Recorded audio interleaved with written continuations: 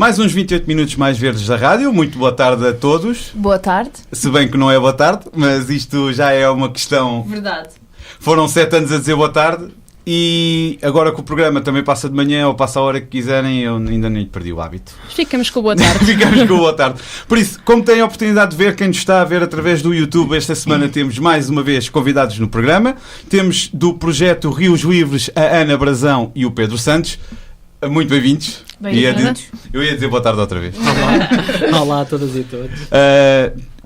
Portanto, vamos falar um bocado deste projeto, que é um projeto que, pelo nome, tem a ver com rios e não só, não é? O que é exatamente? Vamos começar pela pergunta padrão e básica, que é o que é o projeto Rios Livres?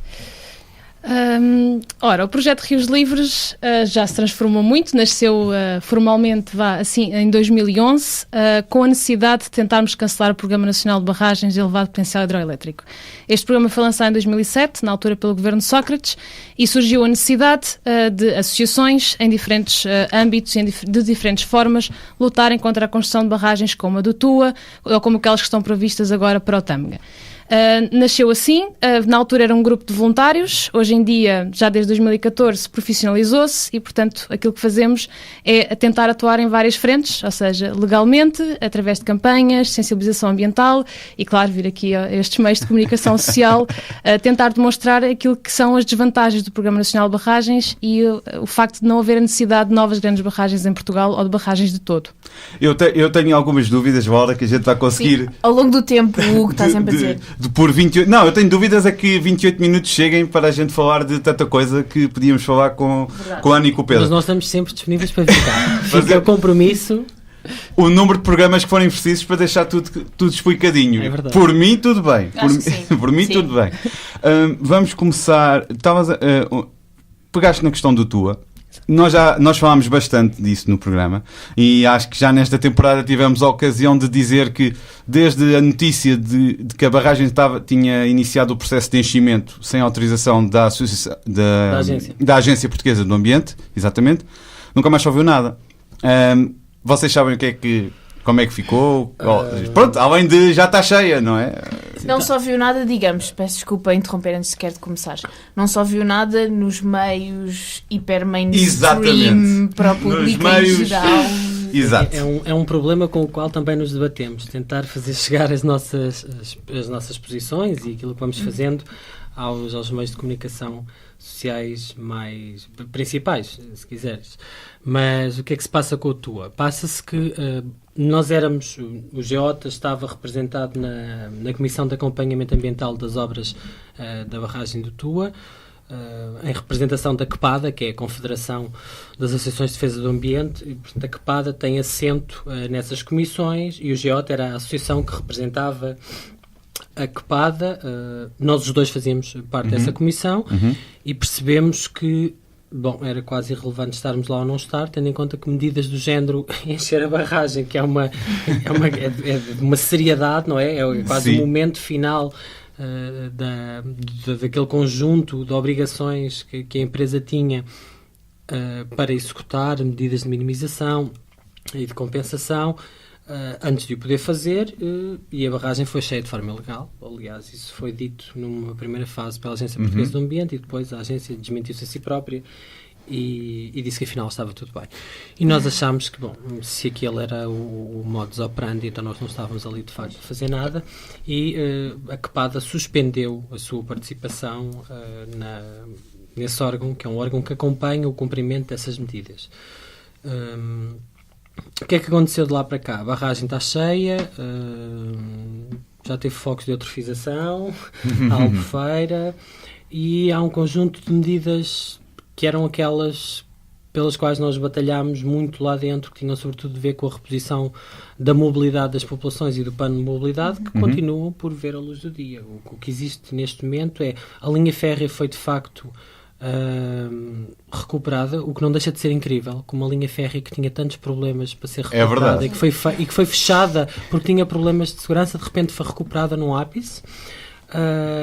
Toda a operação que implica a reposição da mobilidade, que agora é um sistema de barco da barragem do Pardão até ao final de Albufeira e depois de comboio daí até Mirandela foi concessionada a uma empresa do Grupo Douro Azul. Também ouvi. E, portanto, o barco está lá, é um pseudo-barco Ravelo, que está lá montado. Há um comboio também mais ou menos tipo Disneyland que está feito e que, pelo visto, está a caminho. E os barbecue roundboats. Também há uns barbecue roundboats, é verdade. Pois eu ouvi essa do comboio que era inglês e era todo século passado e não sei o que, toda vintage. É uma imitação de um comboio que nunca existiu em Portugal e que nunca circulou nas linhas férreas portuguesas, o que é também uma prova do respeito que se tem pelo património ferroviário nacional e por uma linha centenária, como foi aquela. E o que é que acontece? Acontece que todo esse serviço foi concessionado a essa empresa. E aparentemente agora há um diferendo entre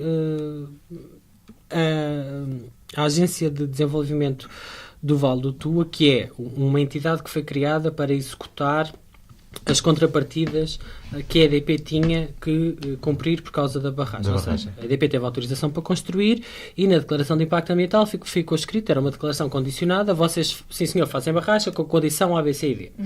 Entretanto, como já havia a experiência do Baixo Sabor e aí tinha sido feita uma associação de municípios, fez-se o mesmo no Tua, não é?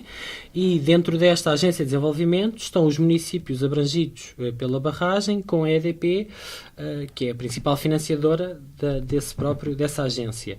E essa agência ficou com as incumbências que eram da EDP, portanto a EDP passou as responsabilidades para a agência e a agência depois é que tem que agilizar ou não, e teve que agilizar, por exemplo, o plano de mobilidade e uma das, passado não sei quantos anos de andar a engonhar e a inventar soluções, concessionou aquilo ao Mário Ferreira, depois de ter aberto um concurso público internacional que ficou deserto e às moscas, que ninguém queria, e agora há um outro problema que é que concessionaram aquilo, mas ninguém quer ficar a tomar conta, se quiserem, da macroestrutura da linha, que é a infraestrutura, ou seja, as obras de arte, as pontes e todas essas coisas que implicam um investimento caríssimo, claro, e implicam manutenção. E como ninguém quer ficar responsável por gerir isso, a Agência de Desenvolvimento não quer, o Mário Ferreira não quer, e a Infraestruturas de Portugal diz que também não tem nada a ver com aquilo, porque a linha foi desclassificada e já não faz parte da rede ferroviária nacional. Portanto, é assim que está o Tua neste momento. Uma palavra resumo seria abandono. Alegadamente. Alegadamente. Eu não sei se é um abandono, eu acho que é uma tentativa de deixar mais uma vez para o Estado e para o erário público aquilo que é a parte que de facto custa dinheiro. E, portanto, neste caso há uma entidade privada que quer ficar apenas com a parte interessante de eventualmente explorar aquilo com uma função turística. Ainda por cima chegou a esse negócio com uma dotação de mais de 10 milhões que a EDP tinha reservado para repor a mobilidade. Ninguém percebe também porque é que são 10 milhões. É uma coisa que a EDP decidiu há uns anos. Assim, nós para isto só temos 10 milhões. E depois agora alguém faça com isto. Como é evidente que aquele projeto que foi esboçado e inventado para a recuperação turística daquilo, que pelo visto agora é possível. Antes da barragem não era. Nem a mobilidade cotidiana, nem o turismo. Agora já é possível. Muita coisa mudou, não é? É verdade. Sim. Muita coisa mudou. E, portanto, agora não querem ficar com a parte que custa de facto dinheiro e que em qualquer sítio normal, que são as infraestruturas, normalmente custa tanto dinheiro que são públicas e é o Estado que assegura a sua manutenção e o seu custo. Pois, mas agora o Vale do Tua, não é? É um produto para a EDP e um produto para a Douro Azul. E, portanto, aquilo que seria expectável é que aquele vale pudesse ser usufruído por várias pessoas nas suas diferentes possibilidades de conseguirem aceder às suas vantagens, não é? Aceder à sua beleza e aceder às suas experiências, por assim dizer, e neste momento é um produto virado absolutamente, não é? A questão dos barbecue roundboats. Estamos a falar de uns barcos que são circulares e que têm no meio um churrasco. Existem 10 barcos que vão ser colocados numa das localidades e, portanto, isso é uma experiência para poucos. É uma experiência assim como o comboio, não é? Sim. Nós estamos a falar de um vale onde foi assegurado que havia o respeito por aquilo que eram as tradições e a cultura daquele local, ou muito menos pela beleza absolutamente rara que tinha o vale. E neste momento estamos nesta situação em que a barragem está prestes a entrar, ou pelo menos está em fase de testes. Temos uma solução turística que é duvidosa e uma solução para a mobilidade cotidiana que é inexistente para as pessoas que lá estão ainda. Claro, que continua a depender de táxis à chamada, só em determinados pontos e essas coisas assim. E depois tem outra questão que é, de repente, mesmo os municípios, que deviam ser a parte interessada, já antes de ter acontecido isto da barragem. Agora, quer dizer, nos últimos meses inauguraram-se não sei quantos percursos pedestres fomentados pelo parque. Foi criado um parque natural de Val do Tua, quer dizer, o que lá existia antes, depois de estragado, é que dá origem ao parque natural. Para se ver o nível de greenwashing e de... Diz-me só uma lavagem cerebral que se quer fazer. O parque não foi uma das obrigações da Unesco face aos problemas do património do Douro, não? Não. O parque... também vinha nas medidas de compensação já desde o início. O parque era quase como uma contrapartida. Portanto, quando se faz uma grande obra como esta, existe um conjunto de contrapartidas, condicionantes, medidas compensatórias, etc. E, portanto, foi mais uma das medidas que foi vendida à Unesco, por assim dizer, então como um atenuante daquilo que seria os impactos da paisagem. Isto porquê? Porque a barragem está a escassos metros da zona central, que é classificada como património... E está na zona tampão, não é? Exatamente, está dentro da zona tampão. Mas está na zona tampão.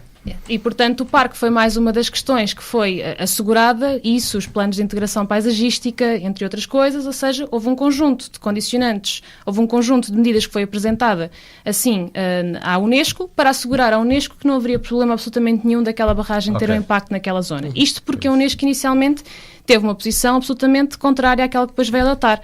Aquilo que a Unesco queria, inicialmente, era que as obras parassem até ser avaliado o verdadeiro impacto daquela barragem naquela zona. Sim, eu recordo. Depois recuou um pouco e disse, ok, abrandem então as obras durante uns meses para nós avaliarmos. E vocês, nessa avaliação, vão ter que nos submeter informação que demonstre que não existe nenhuma ameaça àquilo que são as condições naturais e que deram a classificação de património mundial.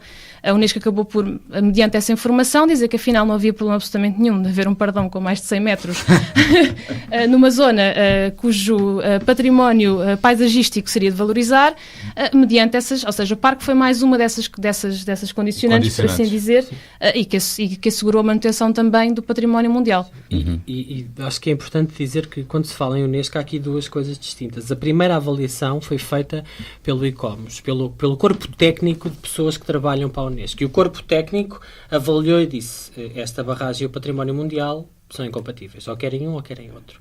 E depois vem a parte política e decisória da Unesco, com os embaixadores, e com o embaixador de Portugal na Unesco na altura, que era o embaixador Seixas da Costa, que fez uma ofensiva diplomática. O país, o governo nacional, decidiu fazer uma ofensiva diplomática e convenceu todos os embaixadores representados na Unesco, na reunião onde este assunto foi avaliado, que afinal estava tudo bem. Então há aqui uma dimensão da avaliação técnica e das pessoas que estudam o património e os valores que tinham dado lugar à classificação, e depois há um lado político, e foi este lado político que bateu o lado técnico.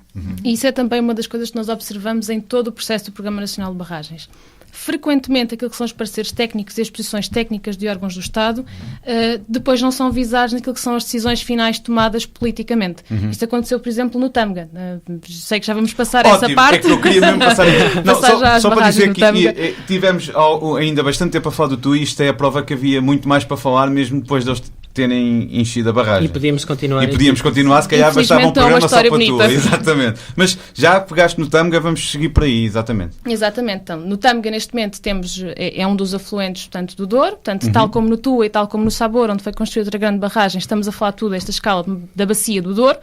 Acontece que no Tâmega não estamos a falar de uma barragem, estamos a falar de 5 grandes barragens na subbacia do Tâmega. 3 das quais pertencem ao mesmo projeto, um projeto promovido pela Iberdrola e que começou em obras no início do ano passado. Que fez publicidade por todos os lados, toda a gente ficou a saber quem era a Iberdrola. Uma coisa extraordinária, foi TV, foi rádio, foi uma campanha incrível. É uma forma deles promoverem os seus projetos e a sua primeiro grande investimento, por assim dizer, em território português. Porque até seria provável que até essa altura pouca gente soubesse o que era a Iberdrola, talvez algumas chamadas de telemarketing e tal, mas poucas... O público em geral não, porque os serviços de eletricidade em nossa casa é um operador que entrou há pouco tempo. Exatamente. Era conhecido como um operador que vendia em alta e às empresas e tudo mais, e é muito conhecido em Espanha, não é? Sim, a Iberdrola é a EDP espanhola. Sim. Exatamente. E, portanto, estamos aqui agora a falar deste projeto, que foi mais um dos projetos que teve um parecer desfavorável por parte de órgãos técnicos, como era, por exemplo, o ICNF. Isto porque uma destas 3 barragens, Govens, está inteiramente dentro de uma zona de rede Natura 2000 e, portanto, afeta o sítio de importância comunitária do Alvão Marão. Ou seja, estamos a falar aqui de, mais uma vez, um parecer que não é vinculativo, infelizmente, mas que é um parecer que não foi tido em conta na decisão final. Assim como acontece nas barragens, estas já depois da EDP, as 2 barragens que fazem parte do projeto hidroelétrico de Fridão e que estamos a falar, que colocam gravemente em causa a segurança para as populações que estão a jusante, e neste caso estamos a falar da cidade de Amarante, e que tiveram um claro alerta por parte da ANPC e que ainda assim não foi tido em conta na decisão final. Ou seja, estas barragens todas continuam, avançam, independentemente da zona em questão, dos impactos que vão ter, do facto de nunca ter sido estudado, como a própria Comissão Europeia veio concluir num relatório, que os impactos cumulativos não eram estudados, ou seja, ainda hoje não se percebe muito bem no que é que estas barragens todas que estão planeadas ou já foram concluídas com baixo sabor, ou estão em fase de conclusão como no Tua, ou que estão em construção no Tâmega, qual é o impacto que isso tudo vai ter na bacia do Douro. E quando pensamos, por exemplo, nas questões de retenção de sedimentos, que é um dos grandes impactos das barragens, fica por explicar qual vai ser o impacto na costa a sul do Foz do Douro. Sendo que já é a célula do litoral mais afetada pela erosão costeira. E que tem mais problemas. Sempre que há uma grande tempestade, lá vai toda a gente a correr para Vagos, para Mira, para o Furadouro, porque de repente veio o mar e levou aquilo tudo que pudera, não vem areia de onde costumava vir. Portanto, não é muito difícil de perceber. Ela está a ser utilizada para outras coisas ou ficar retida noutros sítios. Pois, exato. Estavas a falar, Ana, estavas a dar especial relevância a 3 delas. Exato. E as outras 2? A 3 delas, atenção, ao sistema metropolitano do Tâmega, e esta inclui Alto Tâmega, Govens e Daivões. Ok. E depois há as 2 que fazem parte do mesmo projeto, que é da EDP, que são de Fridão. Portanto, estamos a falar de uma grande barragem para produção elétrica e outra mais pequena, que não deixa de ser uma grande barragem, ok? Porque tem mais de 15 metros de altura, que vai servir apenas como contraembalse para assegurar que há caudais a jusante. Portanto, estamos a falar de 5 grandes barragens, tudo nesta subbacia do Douro. O que se passa é que as 3 do sistema eletroportado do Tâmega e de Iberdola já estão em construção, ou em fases iniciais de construção. Exato, e Fridão não. Querem que eu tente ali uma imagem fantástica? Queres tentar mostrar? Tenta mostrar. Tenta mostrar e Fridão já agora. Está suspenso até 2019, não é? Quando houve a reavaliação do Programa Nacional de Barragens, fruto do acordo entre os Verdes e o Governo do PS, em abril de 2016, o Ministro anunciou que ia reavaliar as barragens e, portanto, Fridão foi suspenso até 2019. Sim, e houve umas quantas que até foram... Alvito, que era no Rio Ocreza, um afluente do Tejo, a EDP já tinha desistido e, portanto, foi cancelada de vez. E houve 2, que Girabolhos e Bugueira, no Rio Mondego, que a Endesa, era a concessionária, também desistiu. Queres perguntar? Não, queria só fazer um comentário que eu acho que vai de acordo com aquilo que vocês têm estado a dizer. Portanto, o que nós vemos que acontece no caso do Plano Nacional de Barragens e que tem acontecido nos casos particulares e no geral é o que tem acontecido muito com projetos que têm qualquer tipo de consequências ambientais, que é, no final, a palavra que manda não é a palavra técnica, não é os estudos técnicos, são sempre os interesses associados a... Neste caso do Programa Nacional de Barragens, isso é muito evidente. Aliás, os contratos de implementação foram todos celebrados e pagos no final de 2018. Ou seja, não, muito 2008. antes... 2008. Peço desculpa, 2018 ainda está para ver. Ainda está para ver. Era bom. Não falta assim tanto. Tínhamos tempo ainda. Tínhamos tempo para... Exato. Foram celebrados no final de 2008, antes dos estudos de impacto ambiental estarem feitos, haver uma consulta pública e haver uma decisão, na altura que cabia assinar por parte do Secretário de Estado de Ambiente. E, portanto, obviamente que se paga inicialmente aquilo que é suposto ainda se avaliar se pode construir ou não, claramente vai ter que se construir, nem que seja mais alguma coisa, ou pelo menos tem que haver uma compensação depois por parte do Estado novamente à empresa, se não houver essa construção. E, portanto, todo o esquema do Programa Nacional de Barragens e o processo que ele levou, por exemplo, o facto de, neste momento, a Declaração de Impacto Ambiental de Fridão já deveria ter caducado em 2012 e, portanto, por lacunas na lei, ou depois, ou por estar omisso na lei, ou por ser possível contornar leis que já vêm a ser aprovadas depois, é possível que esta declaração de impacto ambiental seja neste momento válida até 2020. Ou seja, há um conjunto aqui de decisões processuais administrativas que deviam ter por base aquilo que são os pareceres técnicos de órgãos do Estado, porque é para isso também que eles servem, não é? Que fossem consultados e fossem tidos em conta nas decisões finais. Foi também o facto de haverem muitas decisões que não nos fazem sentido que nós, em fevereiro deste ano, apresentámos inclusivamente uma queixa à Procuradoria-Geral da República contra a Incertse por, entre outras, suspeitas de corrupção, porque de facto não se compreende porque é que este processo teve estes passos e porque é que não se teve em conta desde o início aquilo que era o bem comum. Estamos a falar logo à partida de um Programa Nacional de Barragens que tomou por única solução para a produção elétrica nacional a construção de barragens, como se não houvesse alternativas, como se nós não fôssemos um dos países que mais tem que apostar em eficiência energética ou um dos países que ainda tem o seu potencial solar por mais explorar na Europa. Ou seja, todo este processo aqui não faz qualquer sentido e acabou por lesar o Estado e lesar consequentemente as nossas carteiras. E não falamos só daquilo que é, por exemplo, a atribuição de subsídios. Estas barragens são subsidiadas por portaria, já atribuída, que obviamente depois as barragens serem aprovadas. Claro. Estamos a falar de tudo aquilo que se perde nestas regiões.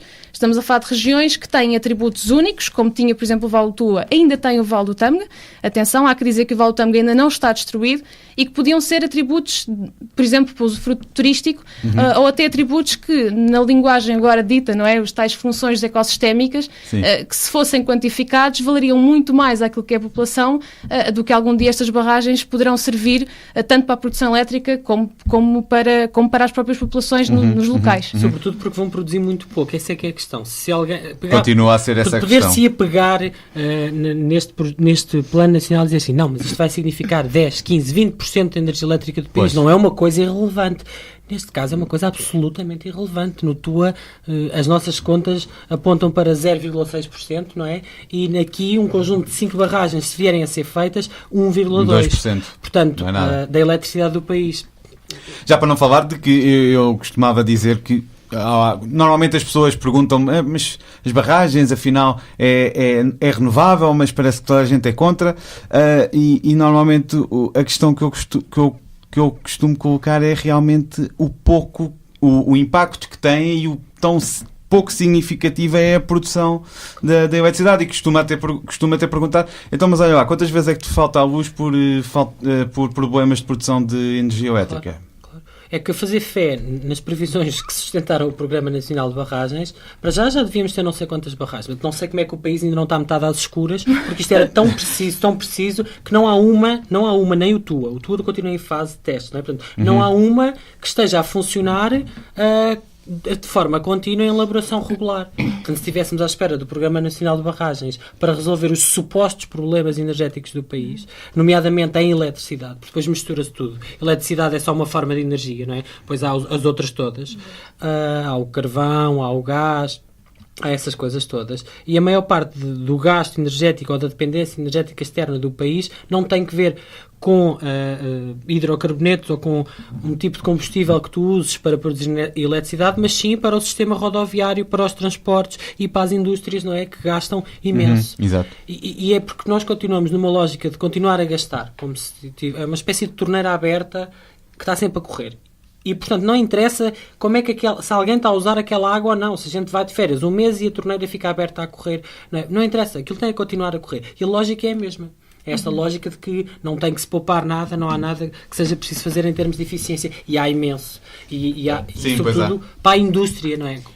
É aquele pensamento de não há limite de recursos, não é? Aquele pensamento consumista, não é? Completamente. Não interessa, os recursos não são limitados.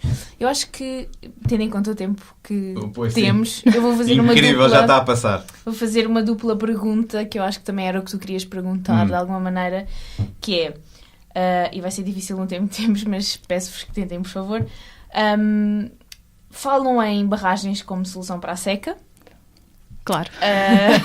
Ótimo, bela pergunta. Bela pergunta. E depois queria também perguntar uma outra questão que é, já começámos a ver alguns casos em que se derrubam barragens. Exato. E o ecossistema tem uma capacidade enorme de recuperar de alguma maneira aquilo que há não sei quantos anos atrás era, ou pelo menos parte disso.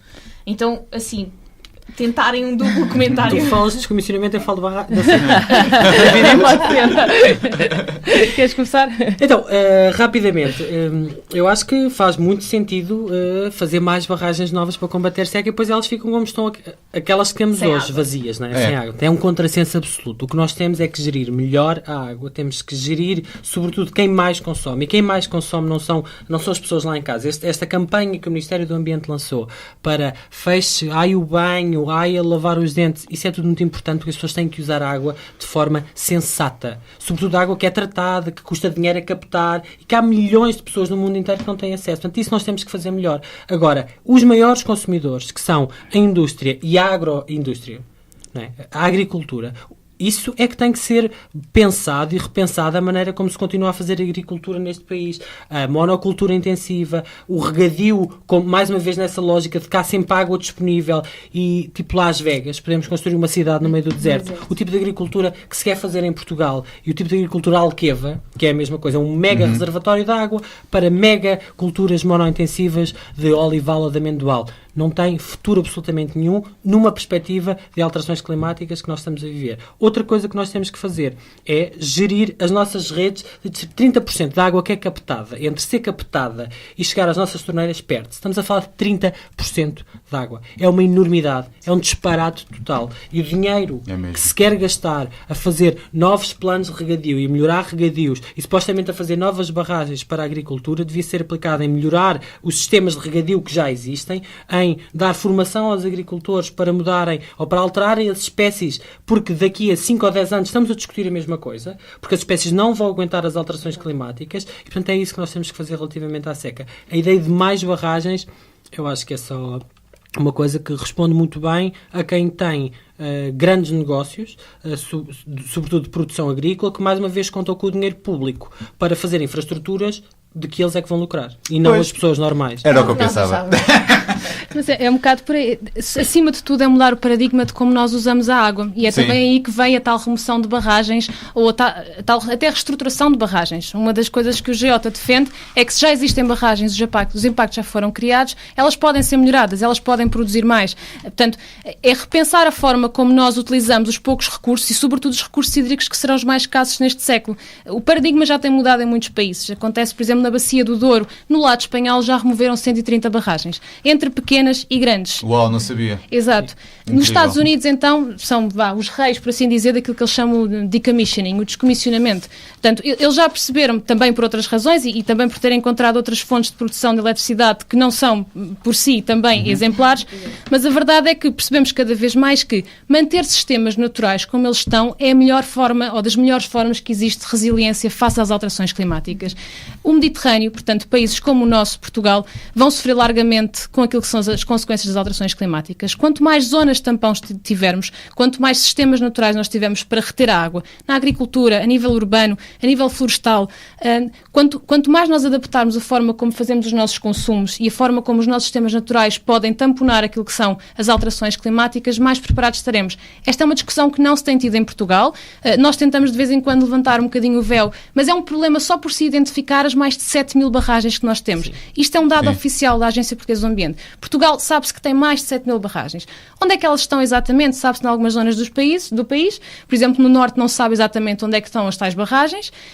É o sítio onde há mais? É o sítio onde há mais, também é o sítio onde há mais recursos hídricos e, portanto, esta ideia de que é preciso mais novas barragens, sem sequer percebemos onde é que elas já existem e qual é o fruto que estamos a retirar delas ou não, é um contrassenso. Claro. E, como dizia o Pedro, quer dizer, tem vantagens para muito poucas pessoas, nomeadamente para aqueles que, de alguma forma, as podem construir ou usufruir delas diretamente. E não é a população.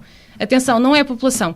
Porque nós vemos, não é, nestas questões, por exemplo, da agricultura, nós estamos a perceber que a agricultura intensiva não tem só impactos ao nível do uso do solo, não tem só impactos ao nível da quantidade de água que utilizamos, também tem impactos naquilo que é a mão de obra criada no interior, por exemplo. Portanto, repensar o paradigma do nosso desenvolvimento, há quem fale de crescimento sustentável, seja qual for a terminologia que quisermos dar, isso tem que ser aplicado a toda a nossa cadeia de fornecimento, por assim dizer, e à forma como nós gerimos a origem da nossa cadeia de fornecimento, que são os nossos recursos naturais. E há aqui um ponto que Tucana falou, que é, nós temos quase 8.000 barragens identificadas entre grandes e pequenas. 8.000 barreiras, é assim que lhe chamam nos nossos rios. E costuma dizer que sempre que se usa a palavra barragem vem a ideia de desenvolvimento. Nós não somos ainda um país nórdico, porquê? Com 8.000 barragens neste país, quer dizer, não havia vilarejo nenhum nesta terra que não fosse uma potência económica qualquer, super desenvolvido, serviços públicos para toda a gente, empregos pleno. Não, isso não existe. Turismo, motas de É água. verdade. Quer dizer, O Alqueva tem estado cheio. O Alqueva, assim como, por exemplo, o Castelo do Bode, são exemplos à parte. E é necessário também, nós temos que olhar para aquilo que é o nosso conjunto de infraestruturas, por assim dizer, nos nossos rios e perceber exatamente para que é que servem e, obviamente, que existem muitas delas que têm um usufruto e, naturalmente, são necessárias. A questão é, precisamos de mais? claro. Na nossa opinião, não. Podemos explorar ainda por explorar a potencial Não, é isso dessas. que nós temos dito. O Geota não tem uma posição de base per si contra qualquer barragem, mas tem uma posição de base muito forte contra barragens inúteis, e estas são absolutamente inúteis. As grandes barragens, os melhores sítios para construir barragens para produzir eletricidade já foram construídas lá nos anos 50 e 60 neste país. Todas as barragens que o país precisava já tem. O que precisa, naturalmente, é de as avaliar. Muitas delas, se calhar, que já não têm a função para a qual se destinavam. Perceber, por exemplo, noutras, com questões como a seca que se vão repetir, como é que fica, por exemplo, isso é uma questão importante do fornecimento de energia elétrica, se não se começar já a pensar em adaptar determinadas barragens para uma redução de caudais ou de chuva que elas possam vir a ter. Exato, portanto, lá está, continuar no mesmo paradigma também é pôr em causa a nossa resiliência, tendo em conta as alterações climáticas. Sim. Claro, é preciso repensar o que já temos. Nós não precisamos de mais. Nós precisamos de ver se aquilo que temos resulta num panorama de 50 anos. E aí sim, depois, em função daquilo que precisarmos, vamos ver quais são as alternativas para, por exemplo, se precisarmos de mais eletricidade daqui a 20 anos. Ok, então temos que começar a trabalhar já nisso. Mas isso não é com mais barragens. E de repente há aqui uma espécie de varinha mágica na cabeça de toda a gente, que é, precisamos de mais água, barragens. Precisamos de qualquer coisa para fazer para os incêndios no interior, barragens. E depois as nascentes secam e depois... E agora? E agora? É isso, precisamos mesmo é de alterar a maneira como olhamos para o território e a maneira como gerimos os bens comuns. Bom, já passámos do nosso tempo. A Câmara, entretanto, já se desligou, por isso vai ser como rádio. Agora vai ser rádio. Vocês têm a decorrer, só para terminar, têm a decorrer então a campanha Vota Tâmega, não já é? Não.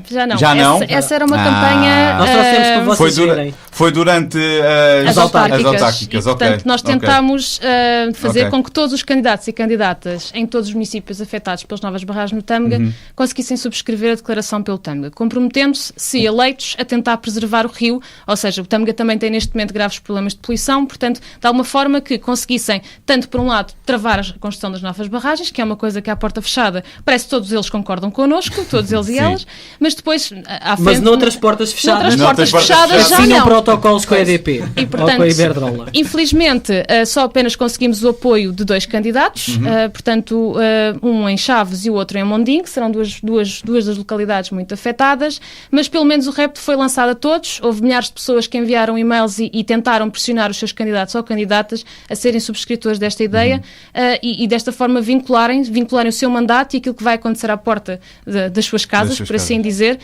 e conseguirem assumir a responsabilidade, ou pelo menos que o assunto fosse discutido, Claro, não é? Porque sim. isso é uma das coisas que nós sentimos frequentemente Porque quando mesmo vamos... assim, apesar desta campanha já ter terminado, vocês continuam lá no local a fazer... Continuamos sempre a a estar fazer... presentes. Viemos de lá há meio dos dias. Passámos lá o resto da semana. Sim. Onde é que, só para terminar, aquela também pergunta padrão, que é onde é que as pessoas podem encontrar mais informações sobre isto tudo que tivemos aqui a conversar? Há várias plataformas, diríamos que a principal é www.rioslivresgeota.org e lá podem ter acesso também ao Instagram, ao Facebook, mas também consultar aquilo que são as nossas posições, a nossa documentação, há lá vários estudos, conseguir perceber exatamente onde é que está a localização das barragens, o porquê que não precisamos de mais barragens e, claro, se tiverem alguma dúvida ou alguma questão, enviem um e-mail. O que é que podem fazer pelos rios? Também temos online um guia que se chama o Guia para Salvar Rios, se quiserem, ou o que é que podes fazer pelo teu rio, onde num conjunto de capítulos as pessoas têm ferramentas para lidar com vários problemas. É isso. Portanto, rioslivresgeota.org e nós estamos cá à disposição. É, exatamente. E se tiverem alguma dificuldade, já sabem, a gente diz sempre a mesma coisa, que é vão ao Google e pesquisem por Rios Livres Geota, que vão Somos encontrar... os primeiros a aparecer. Exatamente. Eu acho que sim, acho que estamos com uma boa indexação no Google. Temos trabalhado nisso. Pedro, Ana, muito obrigado por terem vindo até ao aquecimento verbal. Obrigado. Foi Obrigada. um prazer e tenho muita pena de não termos mais tempo. Eu acho que tem de voltar cá. Temos Pode que ser. marcar uma futura, mais uma conversa, porque... Então eu deixo no ar. Nós estamos aí a preparar algumas coisas para o futuro, portanto... Pronto, fica a Parece-me dica. bem. Parece-me bem Quando também. quisermos vir a Agora faz fazer... assim, que agora a câmera já não está a filmar, faz assim, liga. Enviamos-vos um e-mail dizendo, olha, Sempre. passa-se isto assim, como é que é? Força. Sim, se tivermos Vocês- disponibilidade, com certeza que vamos participar, sem dúvida. Acho que sim. Muito obrigado. Obrigada. Obrigado. Nós, Laura, resta o recado do costume, que é o aquecimento verbal passa todos os sábados às 10 da manhã na Rádio Utopia e às 2 da tarde ao sábado também na Rádio Ideias. E as repetições são às quartas-feiras, à 1 na Rádio Utopia e às 2 na Rádio Ideias. De resto, é o conceito do costume, aquecimentoverbal.blogspot.com, Google e tal, aquecimentoverbo@gmail.com, sabem onde nos encontrar. Para a semana, Exatamente. para a semana, logo se vê, porque é Natal e passagem de ano. Vamos ver. E ainda vamos pensar tiverem muitas saudades, pode como ser. é que vamos fazer isso. Se não, olha, aproveitamos para desejar um bom Natal. Exato. Porque Mas isto vá. vai ser. Não, é que isto sai no YouTube no dia 24. Portanto, um bom Natal. Podem me dar os parabéns. Não, mas ainda não Parabéns. hoje, que hoje ainda é Quando segunda-feira. sair, não, quando Quando sair, quando sair. Bem, Opa, fiquem bem, pessoal. Um bom Natal. Até à bom próxima. Natal. Bom Natal. Bom Natal.